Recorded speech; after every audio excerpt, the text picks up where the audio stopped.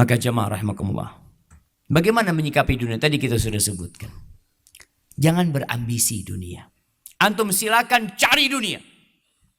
Tiap pagi doa Nabi SAW, Allahumma inni as'aluka ilman nafi'an wa rizqan tayyiban wa amalan mutaqabbalan. Tiap hari beliau baca itu. Beliau minta rizki. Doa orang-orang soleh mengatakan Rabbana atina fid dunya hasanah wa fil akhirati hasanah wa qina adzaban nar. Ya, itu doa kita juga. Rabbana atina fid dunya hasanah wa fil akhirati hasanah wa qina adzaban nar. Tapi antum tidak boleh berambisi dunia. Antum enggak boleh berambisi dunia. Orientasi antum enggak boleh dunia. Allah mengatakan surah Al-Isra ayat 18 dan selanjutnya ayat Ali Imran. Kayak nggak salah Al-Isra ini jamaah. Nah, Allah mengatakan man kana yuridul ajilata ajjalna lahu fiha ma nasha'u liman nurid. Ya, di surat Al-Isra. Allah mengatakan barang siapa yang berambisi dunia, kita akan berikan bagi dia ma nasha'u liman nurid. Apa yang kita kehendaki bagi orang yang kita mauin. Jadi kalau ada orang ambisinya dunia, nggak harus dia jadi kaya dulu, jemaah. Kita ngelihat ada orang ambisi dunia miskin. Ada orang masya Allah, mungkin dia naik motor tahun 90. Tapi dalam diri dia ingin motor yang harganya 250 juta. Ambisinya dunia. Nggak ada dalam benaknya ingin berangkat haji, ingin berangkat umrah. Dunia yang dia inginkan. Tapi dia tidak harus mendapatkan apa yang dia inginkan. Tapi Allah akan kasih bagi orang yang Allah kehendaki. Thumma ja'alna lahu jahannam yaslaha madhmuman madhura. Kemudian kami jadikan bagi dia neraka jahanam yang akan dia masuki. Dalam kondisi dia terhina, dalam kondisi dia susah di sana. Kenapa? Karena ambisinya dunia. Sebagian orang ibadah tapi cari dunia, cari pujian orang. Yang dia inginkan ketenaran, popularitas. Ya Allah kasih.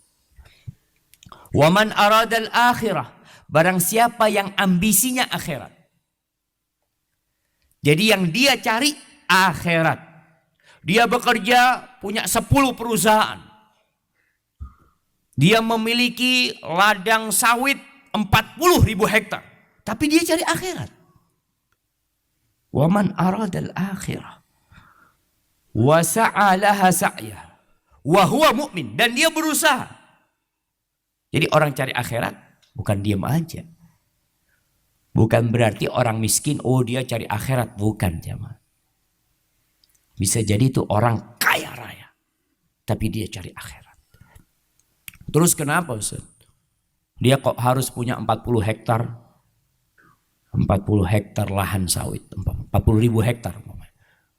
Iya, mungkin dia ingin membangun pesantren.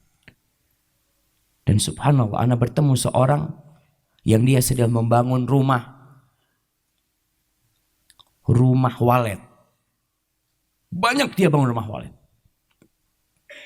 Teman-temannya selalu ngomong sama dia, antum buat apa cari dunia sampai capek? Dilihat seakan-akan ambisi dunia. Dia datang ke rumah ana, Ustaz doakan ana Ustaz. Ana sudah ikrar, ana dudukkan istri ana dudukkan anak ana, 10 rumah walet ini buat Allah Jalla Jalaluh. Semuanya hasil. Ana ngomong sama istri dan anak ana. Biar orang ngomong apa, cuma ana minta Ustaz doakan supaya ana istiqomah Ustaz. Jadi mungkin kita melihat orang ini kok bangun usaha lagi, seakan-akan dia berburu dunia, dia sedang berburu akhirat jemaah.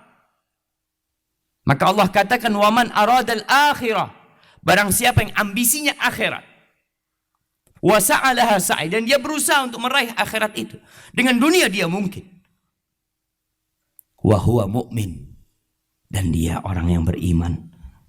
Kana sa'yuhum faulaika kana sa'yuhum mashkura. Maka orang-orang itu akan Allah syukuri usaha mereka. Kullan numiddu haula'i wa haula'i min ata'i rabbik wa ma kana ata'u rabbika mahdzura. Ini ayat ini tolong difahami dengan benar. Antum ketika melihat, Ustaz kenapa Ustaz orang ini nggak pernah sholat Ustaz, tapi kok fulusnya banyak Ustaz?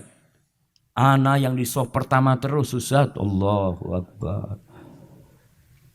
Selalu gagal usaha Ustaz. Allah katakan kullan numiddu haula'i wa haula'i min al. Semuanya Allah kasih. Yang berambisi dunia Allah kasih, yang berambisi akhirat Allah kasih. Wa ma kana ata'u rabbika ma. Enggak ada yang bisa menghalangi pemberian Allah Jalla Jalal. Jadi enggak bisa antum protes, kenapa ya ini orang Ustaz? Wallah orang enggak benar Ustaz. Tapi kok kaya Ustaz ya? Allah yang kasih. Apa yang harus antum lakukan? Ambisi antum akhirat. Ketika orang berambisi akhirat, mau banyak duitnya, mau sedikit akhiratnya selesai. Dia tidak akan kepikiran. Rasul sallallahu alaihi wasallam mengatakan, "Man kanatid dunya hammah." Barang siapa yang ambisinya dunia. Ambisinya dunia. Berangkat haji, mungkinkah orang berangkat haji ambisi dunia? Mungkinkah jamaah? Mungkin. Anda berjumpa dengan orang-orang yang berangkat haji karena dia sedang mencalonkan diri untuk menjadi caleg, untuk menjadi seorang pejabat. Dia ingin ketika kampanye ada di namanya. Mungkin. Orang beribadah cari dunia mungkin. Maka Rasul SAW mengingatkan, man kanatid dunya hamma, barang siapa yang ambisinya dunia, ja'alallahu faqrahu baina ainai. Allah jadikan kefakiran itu di depan matanya seperti kacamata. Antum pakai kacamata, bangun tidur dipakai lagi. Mau tidur mungkin dilepaskan, tapi terus dia pakai, kemana-mana dia pakai itu kacamata. Kacamata kefakiran. Allah jadikan kefakiran itu di hadapan dia. Wasyattata alaihi syamlah, urusannya dicerai beraikan. Maka kadangkala jamaah, susah orang-orang yang ambisinya dunia itu untuk datang ke majelis taklim.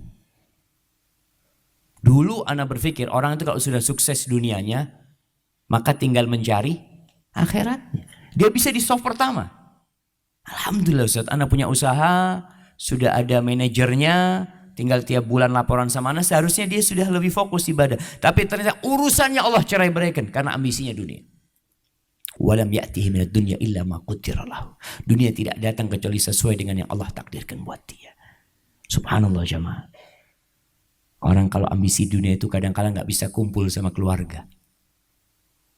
Ada orang yang biasa-biasa setiap hari bisa kumpul sama keluarganya, duduk makan bersama, karena dia tidak terlalu terbebani dengan dunianya.